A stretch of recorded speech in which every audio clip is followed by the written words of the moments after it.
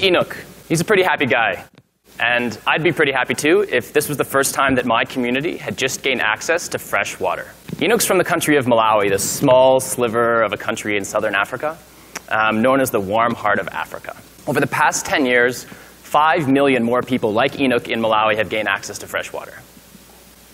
But what's unfortunate is that this picture is a lie. And I'll come back to that in a second. 10 years ago, 2 Waterloo engineers sparked a movement across Canada called Engineers Without Borders. And this movement was based on the concept that it was completely unacceptable that 5 million people in Malawi did not have access to fresh water, when us engineers back in Canada were working on problems such as making a photocopier increase its speed from 149 pages a minute to 151 pages per minute. We needed to work on problems that mattered. I was fortunate. I founded the Calgary chapter here, and I got to be the first director of overseas programs for Engineers Without Borders in Africa, where I worked for 4 years. And I got to work with hundreds of businesses, non-government organizations, governments, all working in this field of development. And it was really fantastic working for Engineers Without Borders, because even though we worked on $100 million projects, we had this philosophy that if we were really going to understand the problems in local Africa, we needed to live like local Africans. So whereas a lot of expatriates would spend most of the time in the capital cities and boardrooms, we'd spend our time in villages, learning local languages, traveling on public transport. And what this allowed us to do was to get a really, really deep understanding of what was going on at the field level. And combined with this experience and hundreds of other Engineers Without Borders experiences, we got a really interesting perspective of what's going on in this aid industry. Now, the aid industry has got a lot of attention lately. A lot of economists have become authors and have written about it, and there's a lot of controversy about its effectiveness. Some even asking the question, like, has aid failed? It's a very interesting question.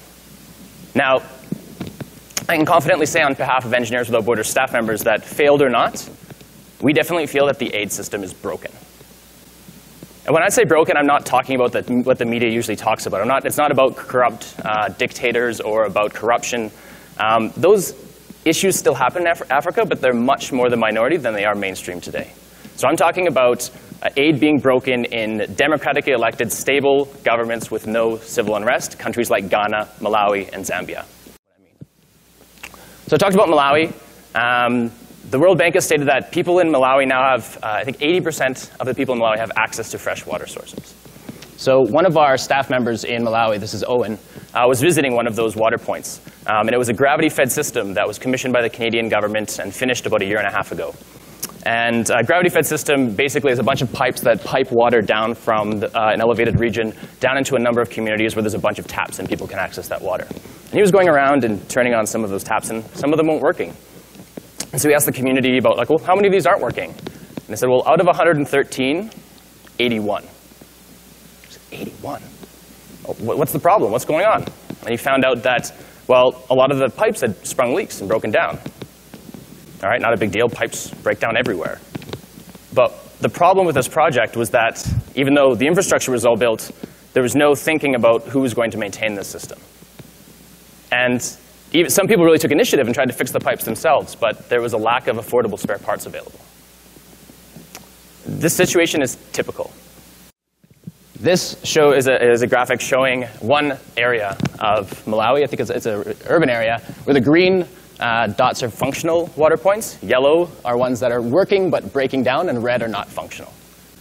Hardly 80%. Actually, Engineers Without Borders has done some work and found out that even though there's 80% coverage of water points, 40% are not working. See, this issue is a lot of donors and projects end up focusing on the hardware side of the issue and not really realizing the importance of the software side of things. And at first, like, well, software, of course you have to do maintenance, but when you think about it from if people are donating to charities, it makes you feel a lot better if you know that your money went to something tangible, something like a well, something like a school, something like giving a family a goat. It's not as sexy or easy to tell your friends about how you built or helped fund a water committee or paid for teachers' salaries. So when I say that this picture of Enoch is a lie, it's not a lie when the picture is taken. It only becomes a lie a year or two afterwards. When looking at these pictures, one of my great colleagues said, everything people see from Africa doesn't matter. And everything that matters from Africa, people don't get to see. And this problem goes a lot further than just broken down water points. See, Owen, after seeing this water point, he discovered not more than 30 feet away, hey, there's another set of taps that look really broken down too, but they're not attached to this system. And he asked the community, what's that? He said, oh, that's the American government gravity-fed water system. It was built over 10 years ago. I said, what happened to that? He said, oh, it also broke down about a year and a half later. How is it that a project that failed 10 years ago was rebuilt, almost the same technology, same process, and had exactly the same failure 10 years later? I've recently joined a startup company that sells goods online, that a lot of them from Africa, fair trade goods, sort of ethical goods, sort of like the ethical eBay or Amazon. And what we've learned as being a private sector startup is that if we don't serve our customers and we don't provide them a product that they need, they won't buy it. And then if we don't innovate and change and adapt to their needs, we go out of business. So they have a power to hold us accountable. Now, if we look at the public sector, it doesn't adapt and change quite as fast as the private sector. But at the end of the day, if the elected government does not meet the needs of its constituents, they have a chance to vote them out of power, therefore holding them accountable. But if we look at the development sector, and if they don't serve the needs of their beneficiaries, and they're not just NGOs, they're governments, and they are businesses as well. The beneficiaries have no power to vote them out or to fire them. The people who have that power are the donors. When you look at the system, you can kind of start to see some of the challenges. The development sector that focuses more on pleasing the donors and making them happy and communicating to them, as opposed to understanding the needs of the beneficiaries. And because of that systematic challenge, it is very slow to innovate, there's very little change, and you get projects, exactly the same project built 10 years later that fails in exactly the same way. So what do we do about this? First answer is easy. We invest in the private and the public sectors in the developing world. They're inherently structurally built to be more sustainable and to allow beneficiaries to hold them accountable. However, 70% of people in sub-Saharan Africa still make less than $2 a day, are still in poverty. And a lot of that reason is because the private and the public sector is not serving them appropriately. So we do need to invest in businesses in Africa and governments in Africa, but it's still going to take a long time for the problems to be fixed. Therefore, that leaves us with one option, and we need to work with this system. So therefore, we have to fix it. We need to make it more accountable, more creative, and more transparent. We need to start innovating, coming up with really neat ideas. Ideas like giving beneficiaries a chance to rate their projects using their mobile phones that donors and the development and NGOs can understand. Or moving our donors closer to our beneficiaries. Currently, only 20% of the Canadian International Development Agency's African staff are based in Africa. Ideas like funding development sector like VCs fund businesses. What would it be like if a donor funded 10 projects and expected 4 of them to do okay, 1 of them to do fantastic, and 5 of them to fail? And not all of the solutions need to be that complex. Engineers Without Borders is working on one that's actually quite simple. It's admitting failure. My first project with Engineers Without Borders was in India. I worked with a bunch of schools, the poorest schools in India, the untouchable caste. This is Vani. She was a girl who was at one of these schools, and she had to spend 2 to 3 hours a day, and her classmates, to walk and collect water to bring it back to the school so that they could have fresh water to drink and for cooking and for going to the bathroom. My job as an Engineers Without Borders was to help solve this problem. And so I worked with the communities, and we came up with these rainwater harvesting solutions to collect water from the rooftops during the monsoons, bring them through gutters, filter them, and store them for the dry season. I worked there for a number of months, and by the time I left, we had the project funded, and it was being implemented. I returned back home to Canada, almost a hero. People, my friends and family were like, wow, it's fantastic. You gave up your job in the oil and gas sector to go volunteer in India. That's really inspiring. A year later, I contacted my NGO to see how everything was going with the rainwater harvesting systems.